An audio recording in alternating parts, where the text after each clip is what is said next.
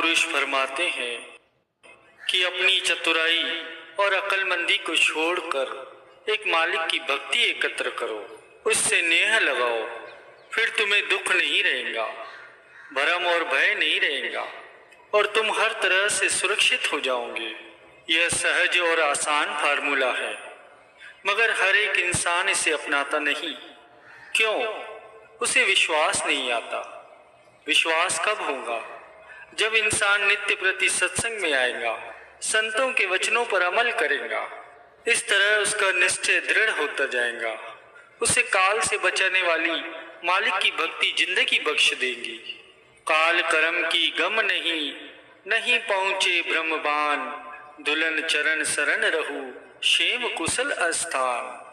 संत दुल्हनदास जी अपनी वाणी में कथन करते हैं कि काल और कर्म का वहां कोई जोर नहीं चलता। भरम, अंदेशे और दुख का इंसान पर कोई दांव नहीं चलता। जीव हर तरह से सुरक्षित हो जाता है।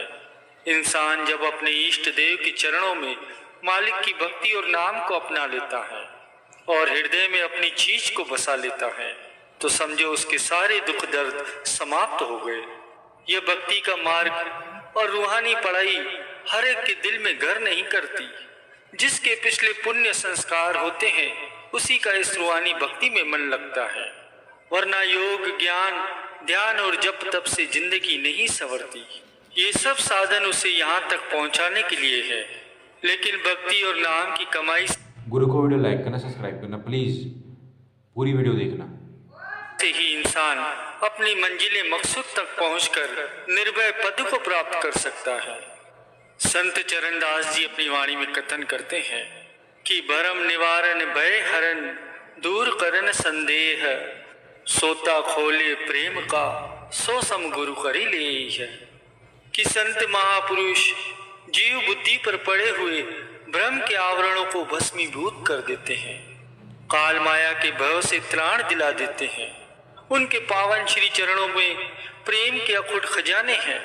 जो जीव एक बूंद भी आत्मसात कर लेता है, वह परम आनंद की अनुभूति कर मालिक से एक हो जाता है। ऐसे ही यह श्री लीला हमारे हृदय सम्राट सभी गुरुमुखों के अंतर और बाहर रोम रोम में बसने वाले श्री श्री 108 श्री सद्गुरुदेव महाराज जी, श्री पंचम पातशाही गुरु महाराज जी के समय की है। दिल्ली शहर में रहने वाले एक गुरुमुख परिवार, जो कि कई वर्षों से श्री चरणों से जुड़े हुए थे और प्रत्येक त्योहार पर नियमित रूप से श्री गुरु को वीडियो यहाँ से आपको पूरी देखनी, वीडियो लाइक करना, सब्सक्राइब करना, कमेंट में लिख देना जय श्री धन्यवाद। दर्शनों के लिए श्री आनंदपुर भी आया करते थे। किसी कारणवश जो घर के प्रमुख भक्त थे, उनकी बुद्धि थोड़ी भ्रमित हो गई। उन्होंने श्री आनंदपुर जाना ही छोड़ दिया, जबकि उनकी सबसे छोटी बेटी हरदम एक ही लगन लगाए रखती थी कि मुझे श्री दर्शनों पर ले चलो। कुछ ही दिनों बाद व्यास पूजा का परम पावन त्योहार था। छोटी बेटी घर में बने मंदिर में बैठकर श्री आरती पूजा कर रही थी।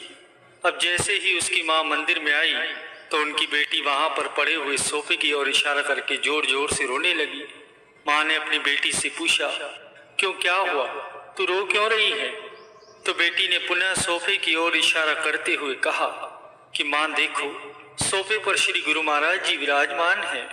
हमें तो घर बैठे ही दर्शन देने आए हैं। अब माँ को लगा कि कई दिनों से इसने श्री आनंदपुर की रट लगा रखी है, इसलिए भावुकता में बहकर ये ऐसी बातें कर रही है। वो जाकर रसोई में काम करने लगी। दोपहर हुई। जब भक्त जी घर आए, तो उन्हें भी सामने सोफे पर विराजमान श्री सद्गुरुदेव महाराज जी के साक्षात दर्शन हुए। वो भक्त जी तो प्रेमाश्रु बहाते हुए जोर जोर से जयकारे लगाने लगे। भक्त जी की आवाज सुनकर उनकी धर्म पत्नी भी बाहर आई और बड़ी हैरानी से पूछने लगी कि आपको क्या हो गया है, आप इस तरह से रो क्यों रहे हो और ये जयकारे क्यों लगा रहे हो? तब भक्त जी अपनी धर्म पत्नी से कहते हैं कि श्री गुरु महाराज जी सम्मुख साक्षात विराजमान है, क्या तुम्हें दर्शन नहीं हो रहे? अपने भगत जी की ये बात सुनकर उनकी धर्म पत्नी तो सक पका गई और अपनी सद्बुद्धि खोती हुई श्री मंदिर में जाकर दंडवत प्रणाम कर क्षमा याचना करने लगी कि हे प्रभु, हमारी अज्ञानता के कारण आपको इतना कष्ट उठाना पड़ा। हम अपने मार्ग से भटक गए थे। परंतु आपकी दयालुता की कोई सीमा नहीं है प्रभु।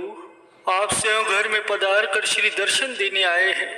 प्रेमियों, गुरुवाणी में भी वर्णन आता है कि सद्गुरु ही भूले हुए को मार्ग दिखलाते हैं और उसे अपने श्री चरणों से जोड़कर भक्ति की ओर अग्रसर करते हैं।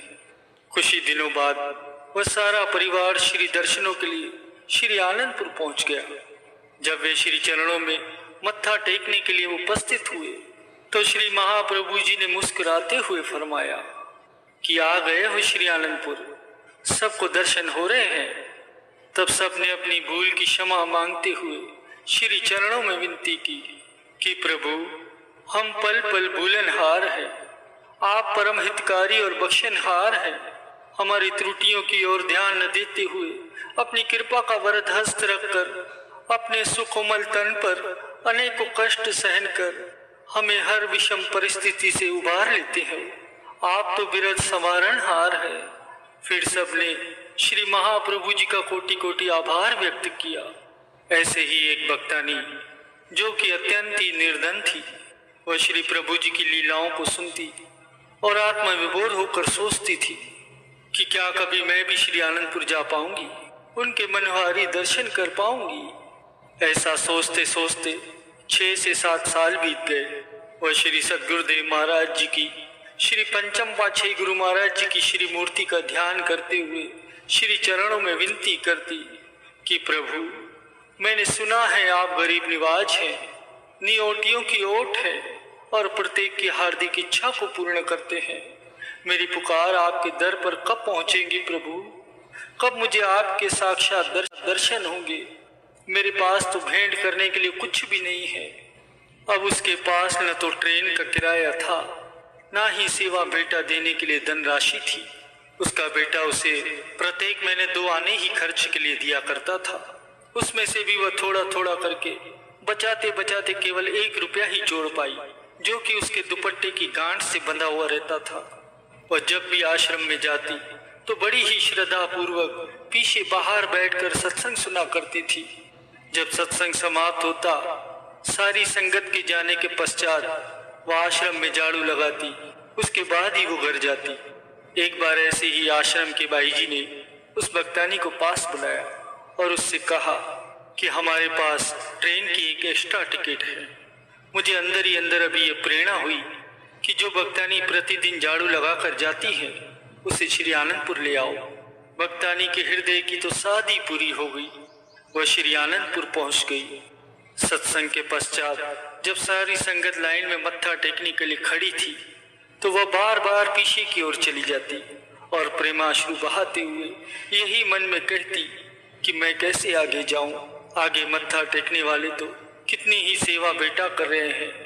तब हमारी लीलाधारी श्री महाप्रभु जी ने अचानक ही लाइन को आगे आने से रोक दिया और वहां पर उपस्थित पूजनीय महात्मा जी को फरमाया कि इस लाइन में सबसे पीछे खड़ी भक्तानी को आगे बुलाओ।